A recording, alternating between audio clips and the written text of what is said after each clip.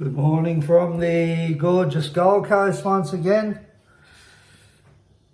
I just want to have a little yarn today through my own experiences and what I observed through liaising with many peoples and communicating on heartfelt levels. I want to have a little yarn about struggle and one's pain in one's life. No one's an island in life without pain. No one. Everyone has their own pain. Everyone has their own struggles in this life.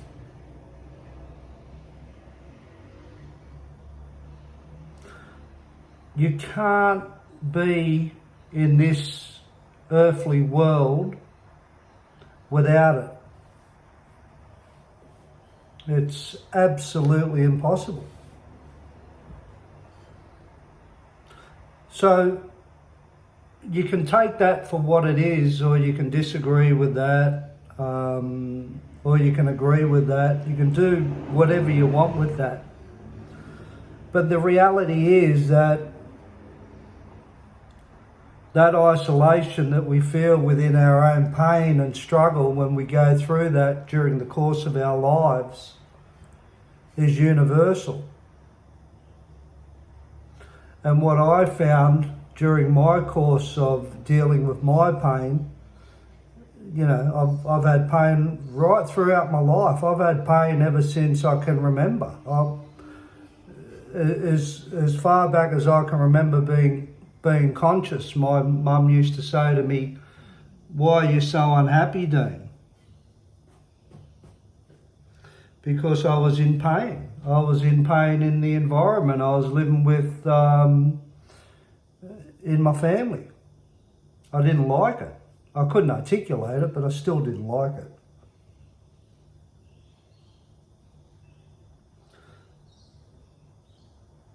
So if you can comprehend that everyone's got a story to tell about their own pain and their own struggle, that might give enough motivation to talk to whoever you can about pain and about struggle in your life, because somebody can relate to that. And if they don't relate to it from what you're going through, they'll certainly relate to it from understanding you. Because it's hard not to understand pain when you've got some kind of empathy and compassion. And we've all got empathy and compassion. Every single one of us. We all have that. So you are understood. It's so easy in pain to worry what other people think of us, or think that nobody will be able to relate to us, or our pain is isolated to us and nobody can understand it. That's not true. That is not true. Everyone on this earth can understand you on some level of empathy and compassion. And that's what we need to get out of pain. We can go and take pills and we can take drugs. And I'm not saying there's nothing wrong in doing that, because it helps.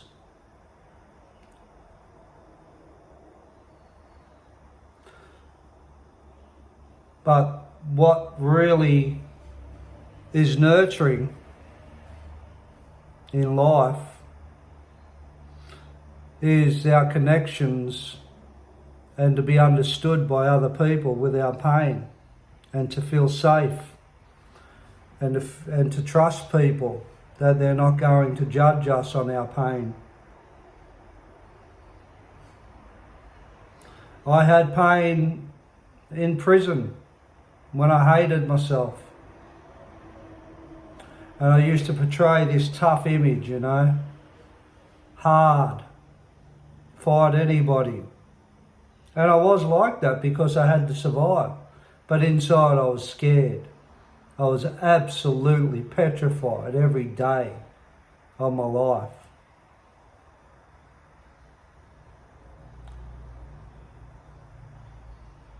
And the pain I had was about the way I looked and my appearance, and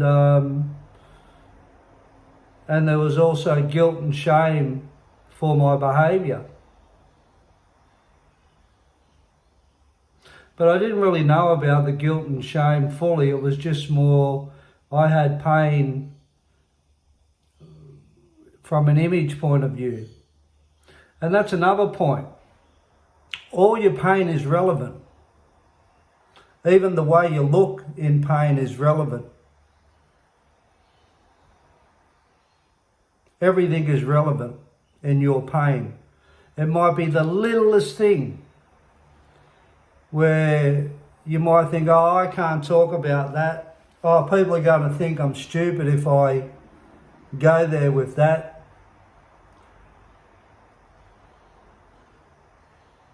But it's real to you. And that's why your little bit of pain, what you have, should never be minimized. If you seek to get out of that pain, you got to go there. Well, you don't have to do anything.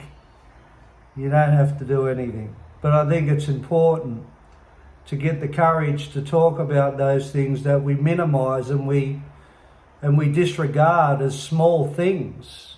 It's the small things that matter in pain. It's not the big things that matter in pain. It's the little things. And what might seem big to you and you think that might be little to other people, it doesn't matter. It's pain. And it's big to you, and that's what matters. And that's what matters. And your self-esteem matters. Your self-esteem is the most important thing in your life. Don't ever minimize it.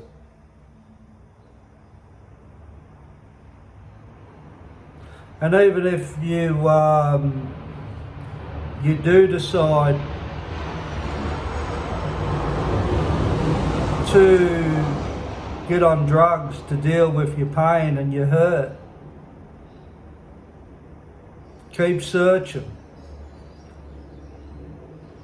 Don't just get on drugs to soothe yourself and make you happy. And I might say it is good to do that. Any relief from your pain is good. The only thing that's bad about drugs is how you impact other people and your behaviour and your attitude to life. But the release from drugs, be that whatever you want to take, is a good thing. It makes you feel good. Anything that makes you feel good is good. But where the problems come is, as I said, is how you become unaware of how you impact other people and yourself through that abuse. Over a period of time. Some people can take drugs for a short period of time and get off them and they're fine. And they go back to dealing with things and coping with things where they can manage their life. Where, because drugs can make you feel so good, you can keep abusing yourself.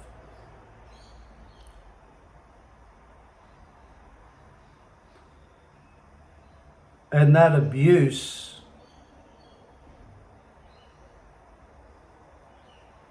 may keep you at a lower end of what you truly are. And that's a beautiful being, irrespectively of your pain. But it's very hard to see how beautiful you are until you shift the mountain. But that mountain might be a mustard seed, you know. That might be something so small you might minimize within yourself that you think it's stupid to talk about. But that's the pain that you want to talk about. That's the important stuff.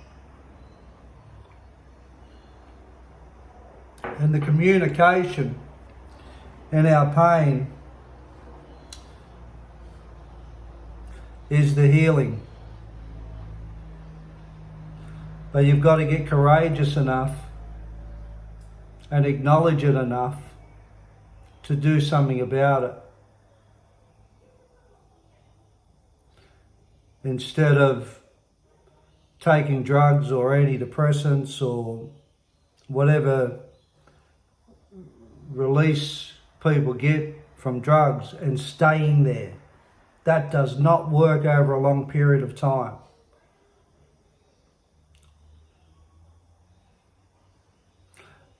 The takeaway is, whilst you're getting relief from things that are making you feel good, is to seek help, is to reach out, is to talk about your pain, and keep reaching out and keep seeking help. And the more you seek help, the more that will be revealed.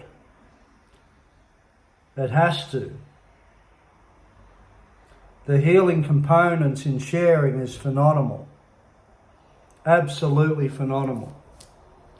It is so phenomenal, it's unrecognised to its full extent. The more you can share your sins or your pain or your struggles or how you feel, the more you heal. And you just don't heal for you, you help other people heal in that process because they can relate to you and they start liaising with you also.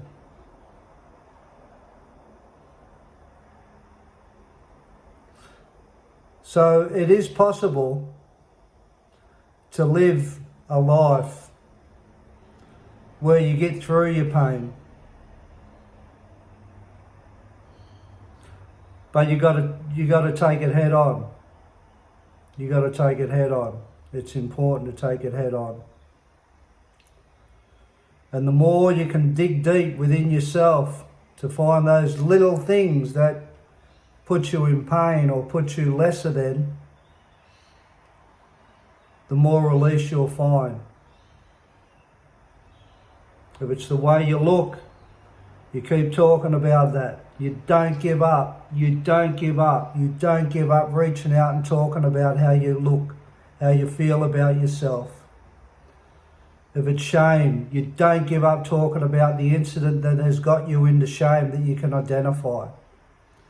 If it's guilt, you don't give up talking about that guilt and what led you to feel that guilt.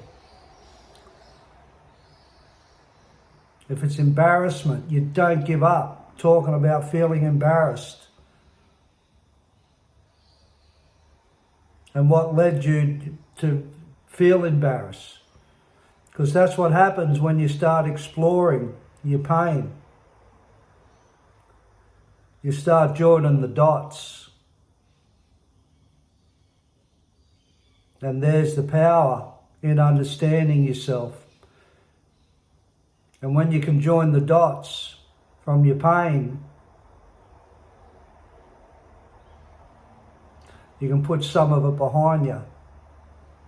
But until you join the dots of your pain, it's going to stay. It will stay until you come to a point where enough is enough. You don't want to get later in your life to do what you needed to do when you first felt the pain, and when you first felt that your self-esteem was affected, and when you first felt the guilt, and when you first felt the shame, or when you were affected by being bullied, or you're affected by violence, or you're affected by sexual abuse. Talk, talk, talk, talk, talk, talk, talk. Keep talking about it. Keep talking about it. And you'll start getting through it, because you'll be acknowledged. And when you feel people understand you, it'll change your life. You have a good day now, and God bless us all, eh? Take care.